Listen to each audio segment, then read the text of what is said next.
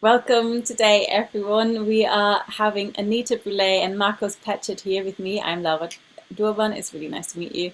I want to introduce you, my co-facilitators for the Dragon and Cacao Retreat, and we will talk a little bit about what we offer and what you can expect. And today we have a really special guest, and you can see it in my eyes. I'm like, oh my gosh, it's so special with us, whom I want to be introduced by Anita, my dear friend Anita. So, welcoming Marcos Patchett, self-confessed cacao nerd and author of one of Laura's and my favourite books, The Secret Life of Chocolate, which is a very weighty tome about all the intricacies you could possibly imagine of cacao.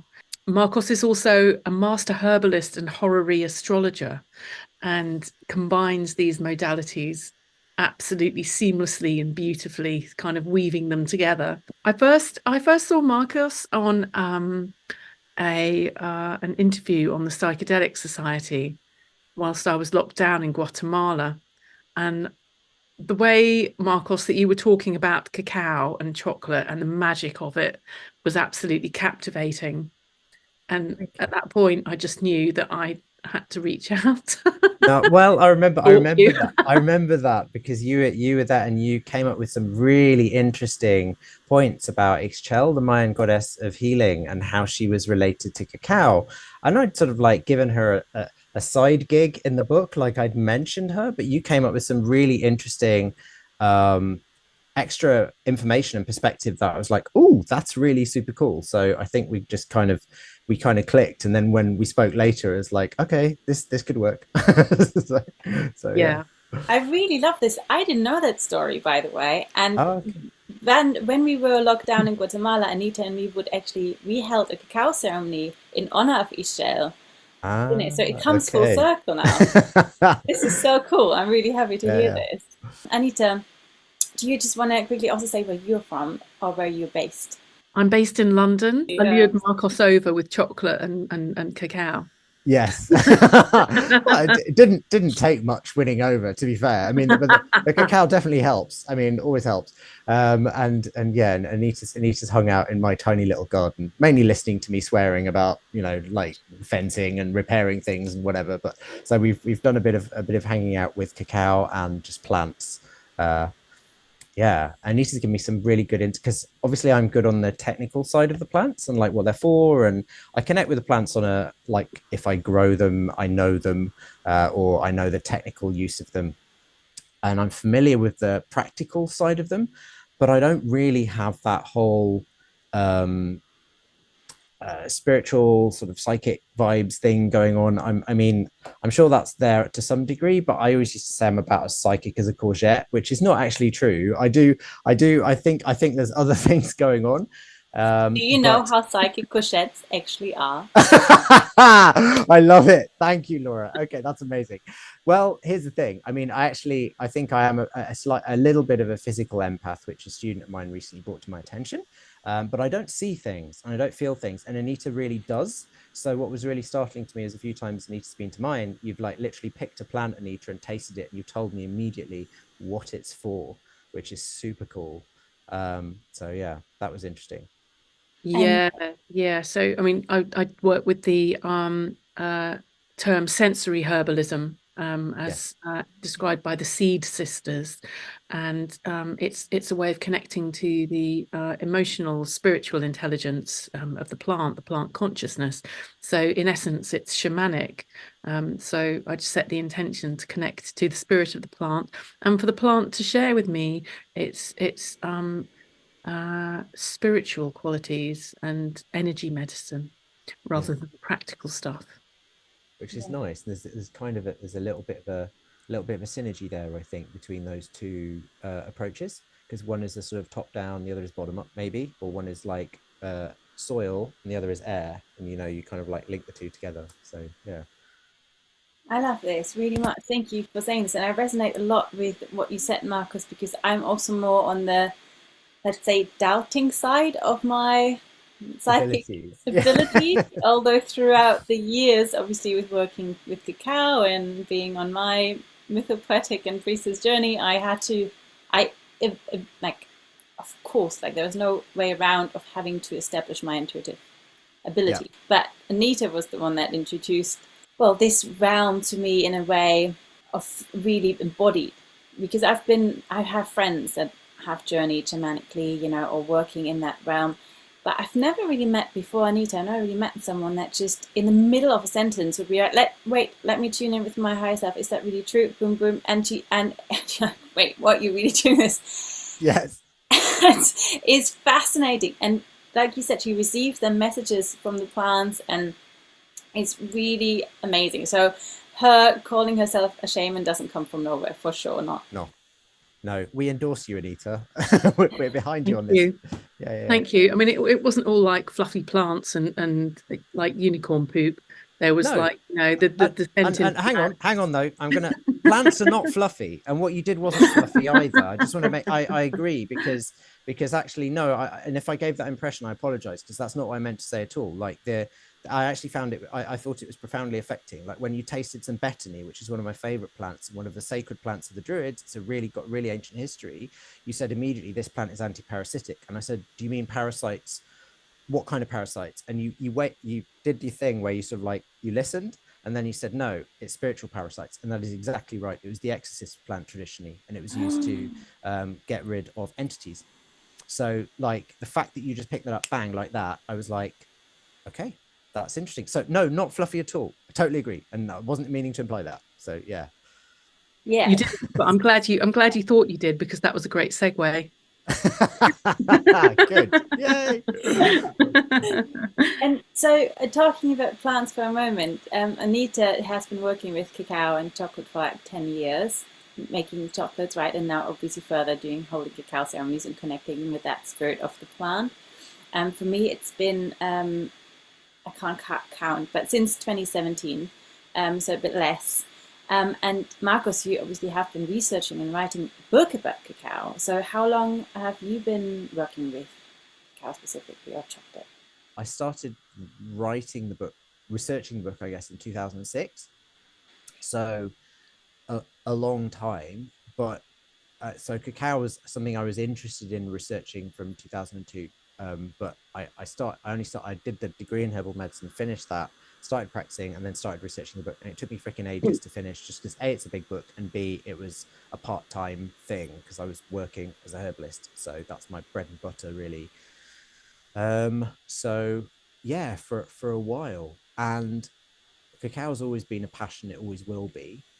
I don't think it's as central to my practice as for either of you guys. Like I prescribe cacao to a lot of clients in different forms, but it's just more like a passion. And for me, cacao, because I used to be a chocoholic, and now I'm just a cacao-holic. So it's just it's a plant that I connected with, like many people do, and that was a useful vehicle for a lot of ideas when I wrote the book. You know, so ideas about what complementary medicine is, about what a plant is and isn't. You know, so just sort of getting away, because one of the, okay, I could go on so many tangents here, but I think I'll go on one and then I'll stop, because I don't. Okay, so one of the tangents is that there's lots and lots of different chemicals in plants, and sort of in the Victorian era and sort of like late Enlightenment era, a lot of plants got reduced to one chemical compound, or even a multiplicity of chemical compounds. But mainly, like in the Victorian era, is this plant equals this drug. You know, that's sort of like one of the lines from the book is like cacao was reduced to a vegetable caffeine delivery system. You know, it's like, oh, this is just caffeine with some kind of drag on it. You know, it's like apples were vitamin C with packaging, right? So, and obviously the truth is way more complex than that. It's way more complex pharmacologically. So cacao is way more than just caffeine or theobromine or any of the other compounds in it. It's the synergy and the combination of all the little different compounds in cacao that make its physical action. And then it's way more than that. You've got the history of the plant and all the mythology, which tells you something about the identity of that whole plant. So cacao was just because it was a focus of my obsession, it was an easy book to write from that point of view. It's literally, when I read this, that was just really early on in the book. I was putting it away and said, like, really, I'm done now. Like, this is all Okay. I needed to know. Obviously, I didn't. I didn't Thanks. reading, but this is the message, because that what you said there, and it was, I'm coming from academia, so I I love a book. I love when it's written black and white. I feel confirmed. Okay. You can Yeah. see I'm very different to Anita, and this is why we really are against. Oh, German word. We Mesh, you're complementary opposites. complement each other. Complementary. Yes. Yes. So, but really, I love this because it confirmed everything I've learned so far, especially what I learned from Keith as well. When we talk about Keith Wilson, cacao shaman, that he was named, like, for those that don't know him, like, we are serving, Anita and me specifically serve as cacao. So, and he used to be our mentor and our friend, and he always, well, he was more on the energetic side as well. So he would say cacao adapts to people, and depending on what you need, it will give it to you and mirrors things. So how kind of similar to how it works with relationships and everything in our life, right? Um, and and I was really always drawn to this because facilitating ceremonies, people wanted the easy answers. They wanted to know, like, is cacao good for sleep or bad for sleep? Is cacao good for this, bad for this? Da, da, da, da, da. And I was like, well, it really depends. It depends on your life circumstances. It depends on what you eat. It depends on your trauma history. It depends on what you like to do and not, and how your body works. And then seeing this in your book, like years and years later, I was just so happy that finally someone highlighted this. And it's not just for cacao, but really for every plant. You're so right. We are so used in the Western world to put everything into a box, Yeah. and to name it certain things. Totally. This is for that. St. Yes. John's wort is for depression. What? Okay. It can be helpful for depression, but it's also good for burns. It's also good for wounds. It's also, in the medieval tradition, it's a herb of the sun. It's got that sun in Leo quality to it. It's like there's so many different windows you can look at the thing from, and they have their own personalities that are reflected in the chemistry. And obviously, this is kind of like, to many, it's a weird way of looking at things, but actually, it's a very traditional way of looking at things, and it's a very shamanic way of looking at things. And I think it's a more correct way of looking at things, in the sense that it illuminates more possibilities of how to interact with that being or that plant. So, And what it requires, interestingly enough, for us to look at this way, which is the most natural way, is connection. yeah. When we are connected with ourselves, and therefore also others and nature, we know, right? We look at it more holistically. We see the bigger picture. But in our society, we are more and more disconnected. We are being separated. We are being put in a box, literally, in our houses. And also we segment everything in our brain, and we operate, mostly function through our rational mind. So even that is disconnected. And this is, just to name a little bit, also when we talk about our work and how we all three work together, and even with Freya as well, who's then coming in as an alchemist and working with the plants into something physical to then apply. We look at the whole picture of us, right? So this is something I also want to ask Anita, because we know the benefits of doing our inner work in terms of, like, also analyzing mental work, therapy. We know how important it is to do the practical physical work and the plants and the stories, the whole. And what is the shamanic? What is the shamanic work? How can we bring that in as well? So we talked a little bit already, the energies and the listening, but I'd love to hear from you, Anita, for the shamanic work. How does it foster that connection? They weave threads between all the different aspects of your being and of everybody's being, between your physical body, between your energy body, the spirit world, and also at the heart of that, remembering that everything is actually connected. You could say, if you like, they're a series of energetic connection practices that help to bring lost parts home, that help you to recognize that you're not so separate as you think you are. They're practices that help to bring balance and harmony to people, to places, to situations and circumstances that have gone out of balance. They help to encourage and stimulate the creative imagination, which is where your your power, if you like, to create magic comes from. So shamanic practices are about magic, if you like. They're about manifesting certain circumstances within this realm and also beyond as well. That's how I'd describe it. Well, not me, Nice. actually. Someone helped, actually. One of the teams helping. That's why I shut my eyes. Because I was I get really distracted when I'm on video.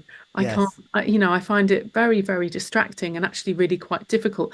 So I've actually just put a post-it note over my face so I can't see myself.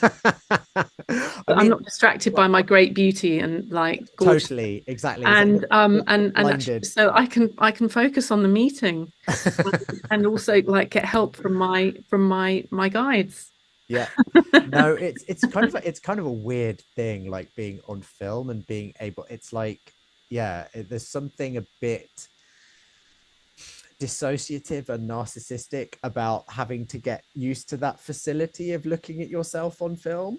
I don't know what it says about me that I feel quite easy about it now, but there's definitely some of that there, you know, like you have to dissociate. Do you remember the first time you ever see yourself on film? It's like, ooh, that's weird, you know. But it's like a lot of modern life, isn't it? You kind of, in order to operate smoothly with it, you have to kind of become a little bit less natural in a way. So yeah, I think that's not necessarily a bad thing that you had to sort of like check out in order to check in there, Anita. Do you know what I mean? It probably speaks quite highly of you that you had to do that. Yeah. and this is another example again, how in our culture nowadays a disconnection has to happen in order for us to function within what is expected of us. Yes. Right? Even the little boxes we're sitting in right now on Zoom, like you pointed out earlier, Laura, like we're literally in little boxes. So yeah, it's totally true. And we have to present ourselves with like one-liner. Who am I? What am I doing? What is my physical purpose in this world? Why am I here? Justify your existence, etc. But I was going to say, what should we say a little bit about why this retreat is going to be totally amazing? Just what you said right now is basically the reason of why we are co-creating a retreat. Because we are not bringing just one, we're not bringing just a herbal retreat that's based on, you know, physical things, or we're bringing one shamanic retreat, or we bring one inner work psychology retreat. We are bringing a holistic retreat together. Like Marcus said so beautifully in his book, you know, cacao it has to be looked at, and every plant really, as every human, has to be looked at in its multifaceted being. That's what we bring. And so, yeah, let's talk a little bit about how amazing our retreat is going to be and what is going to help you to connect with all these multifaceted parts within you and integrate those so you feel the powerful being that you are, essentially the dragon force within you that is allowed to be it all. There's so many different elements to it, because we've got the sacred leadership element. Because you do this, Laura, this is your things, the sacred leadership, you know, whether you want to step into your sacred leadership role as a priestess, a shaman, a practitioner, a carer, guardian, business owner, an entrepreneur, or a parent. These are all forms of leadership, aren't they? What does that actually mean for people coming to the retreat? Like, so say I might read that and think that sounds super cool. What does it mean? So what does that mean? What happens? Indeed, just you know, bouncing back question. Yeah. Do you really think it sounds cool?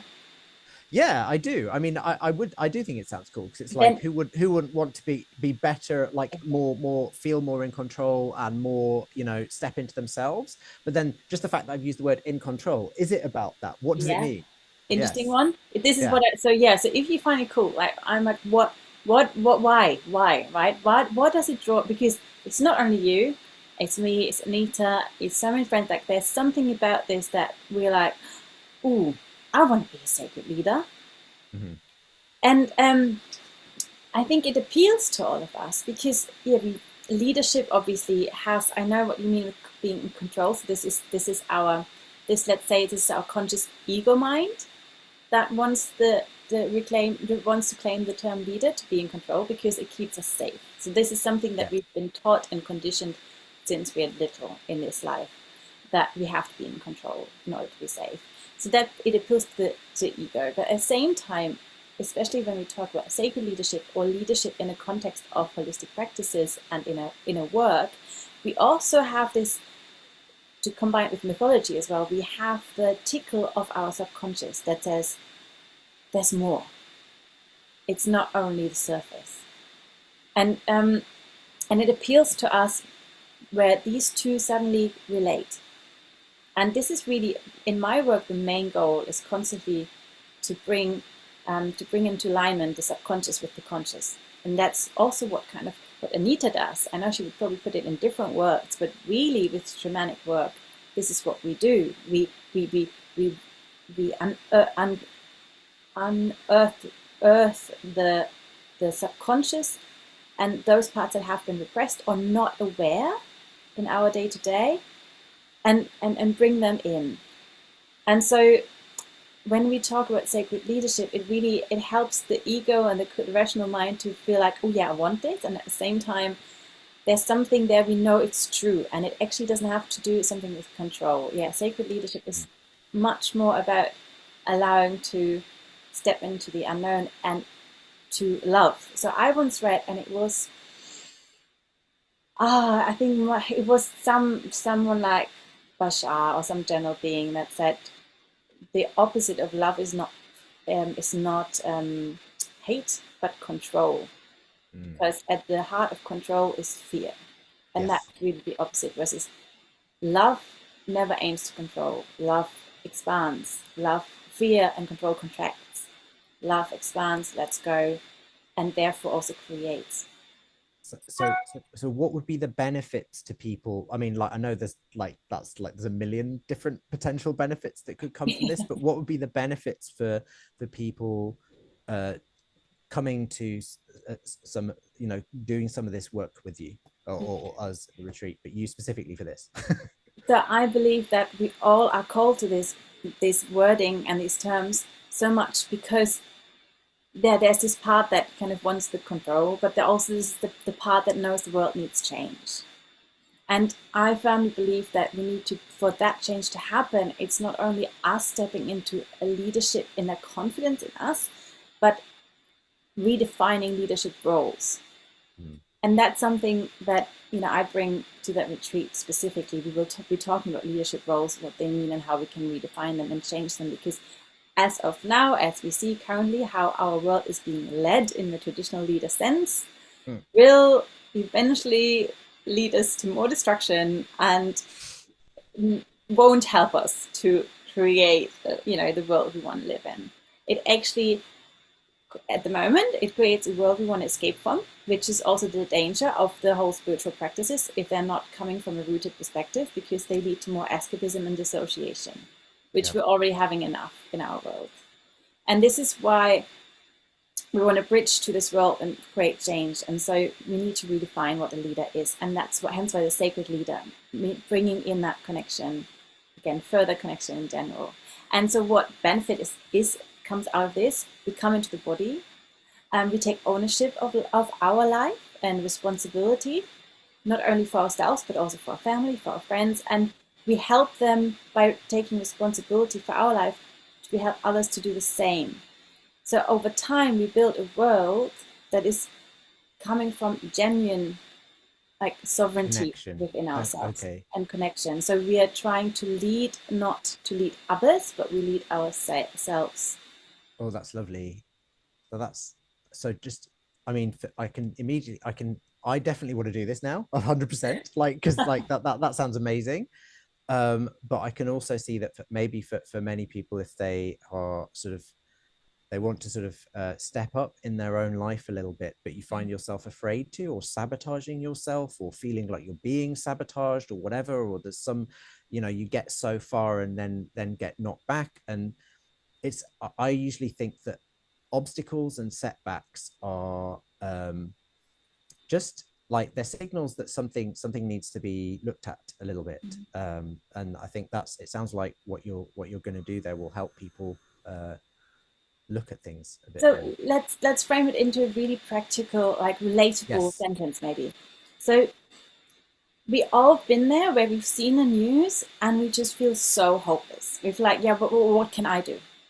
Do you know that moment? That moment of like, I don't know, Trump gets elected or Trump gets assassinated to try and, attempt, who knows? For some, that might be devastating. I don't know. I'm really not here to, Judge people's political politics. That's opinion. not, yes. Or the But or the either way, protesters that just got arrested by the police for the peaceful protesters who just got like oh arrested and yeah. like given like 5-year prison sentences for organizing a peaceful protest. Yeah, so there's Crazy. exactly so this is it. There are things out there. There's even people. There's activists out there, and peaceful protesters that really try and make change, and then they are being taken away or whatever. So that makes us feel even more hopeless because first we feel hopeless, think like, what can I do? But then someone else does something, and we're like, oh, cool, I can do that too. And then suddenly their rights are taken away. So again, we're feeling left hopeless. So this is a wonderful thing how the machine and the false leadership, in my opinion, is keeping us in our um, sheep state, so to say. It keeps us in the state of not taking responsibility and not taking our own leadership because we don't even believe that we have it. And so when you think about these moments of like just feeling a bit hopeless, what if there's a way to feel the hope again that activates you to do something that is not major, that is not bringing you into any threat of your right being taken away? You don't have to be an activist, but it will see change, and day by day you will implement it, and it will make you stronger, it will make you more courageous, whilst also it will make you be more connected and loving life again. That's amazing. So if you don't want that, don't come to the retreat. But if any of that sounds good, then maybe think about it because that's what Laura will be doing. So that sounds amazing. Anita, you're doing loads of stuff. So what is happening? What I'm going to be bringing to the table is an absolutely juicy array of shamanic merriment and gorgeous magical modalities. And I'm going to be doing shamanic journeying. Shamanic journeying to meet our dragon allies and how to work with dragon energy. And I'm going to be showing you and possibly demonstrating how to do dragon healing and dragon repatriation, which is something that I've developed during my time as an energy healer. I'm going to be holding a chocolate making workshop, and I do make the most exquisite chocolates. So we're going to make chocolates together with a magical intention, powered by dragon energy, and then we're going to eat our intentions and enjoy them. To further embody them. Laura and I will be holding a daily practice with cacao, so we'll be doing that.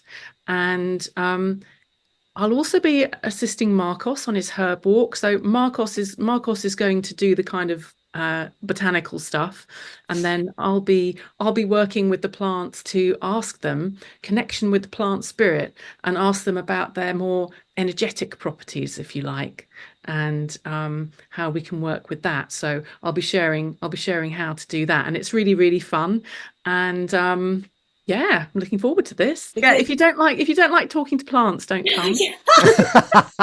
I want to talk to plants. I really want to talk to plants. And to everyone that always longs to talk to fairies or spirits and such, this is the opportunity to learn it, because that, I know, hands up, I can't wait.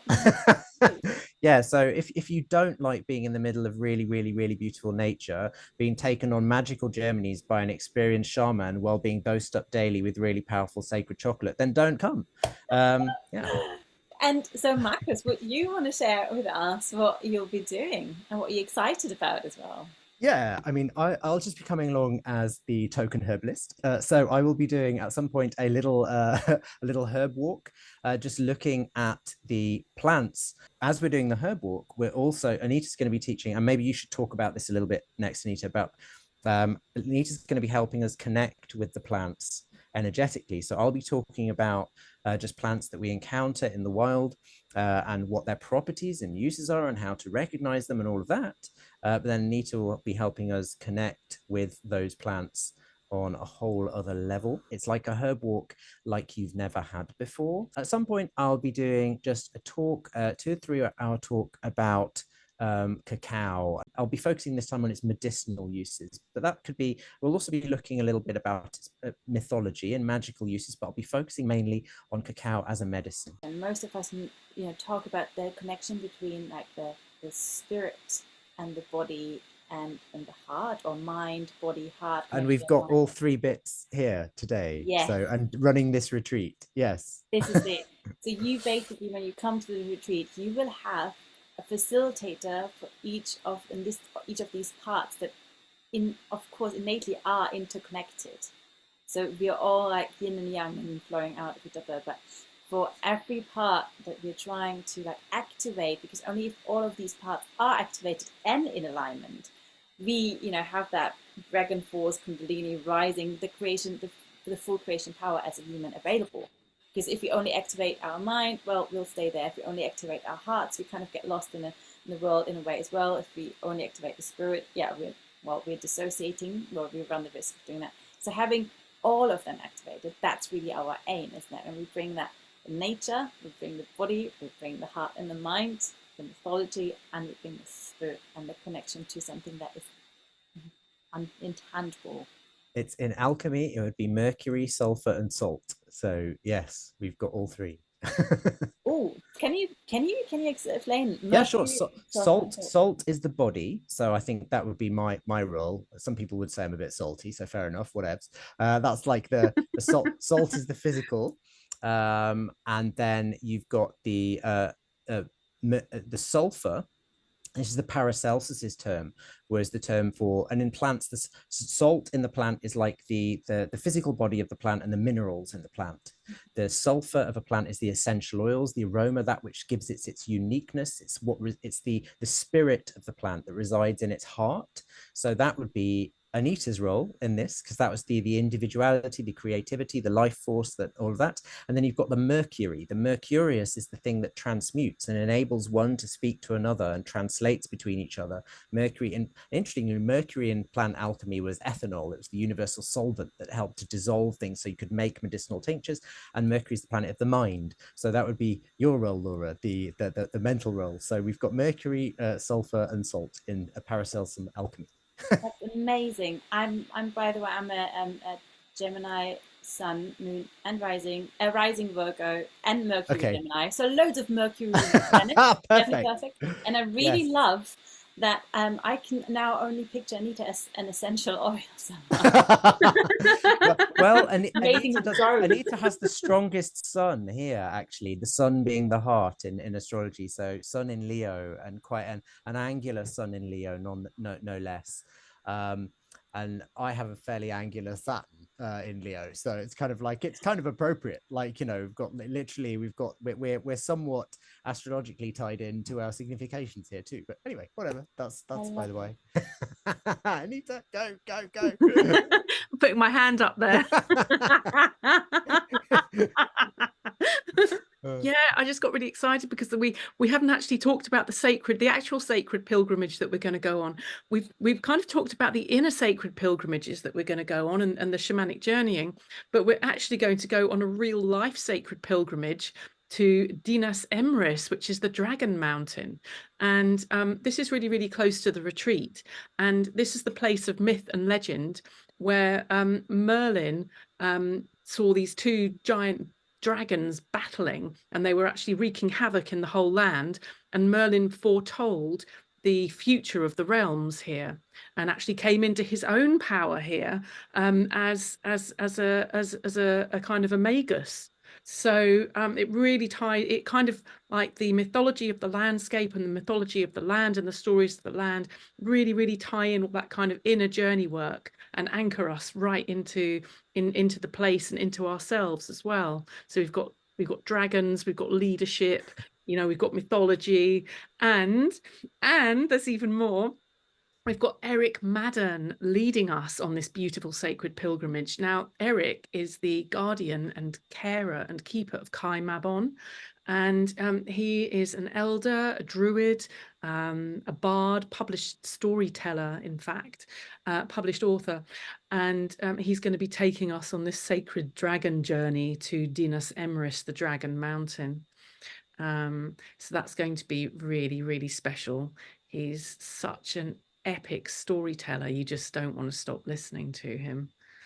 Amazing. So if you want to be your own Merlin and initiated, right, as a wizard of your life, well, this is the retreat for you. Yeah. And if you don't want to learn any magical stuff, if you don't want to learn any history, if you don't want to visit ancient sacred sites and learn about stuff that nobody knows, then come. Yeah. I love how you sum that up. Thank you. So for all those real life Harry Potter fans and Lord of the Rings, fans, this is the actual thing. Like whenever you've read about fantasy and dragons and the Arthurian legends, and you feel like, I want to be Arthur, I want to be Merlin, I want to be Morgan Le Fay, this is the retreat to activate that. Amazing. Yeah, activate yourself. And even if you're a little bit skeptical or a little bit like, left-brained, as the kids say these days, it's still this. I think this retreat might open you up a little bit, because I'll be coming at things from a sort of like facty side of things, like, so this is the pharmacology of this plant, these are some of its traditional uses, yada yada, it belongs to this plant family. But then we'll be doing a whole bunch of other interesting stuff to just open you up to other possibilities. So I don't know, if some of you have got skeptical friends or partners, bring them, because I think it might be interesting. Yes, exactly. Thank you so much. Thank you so much, Marcus, for this conversation. It felt like a podcast interview, and I will transcribe a few bits of that, because thank you for giving us these little secrets about alchemy here and there as well. I think you sprinkled some really important knowledge in, and I'm genuinely just super happy to have. Oh, me too. I can already feel the swirling energy between all of us. And thank you, Anita, for igniting this, hope in both of us, as it seems like Marcus and me, that we actually have psychic abilities. And let's hopefully we find out that courgettes are really, really psychic, and that means we are too. Absolutely. Yeah. So courgette communication is also on the menu now. Yeah. I wouldn't be surprised. They're traditionally a herb of the moon, so it would fit, but there we go.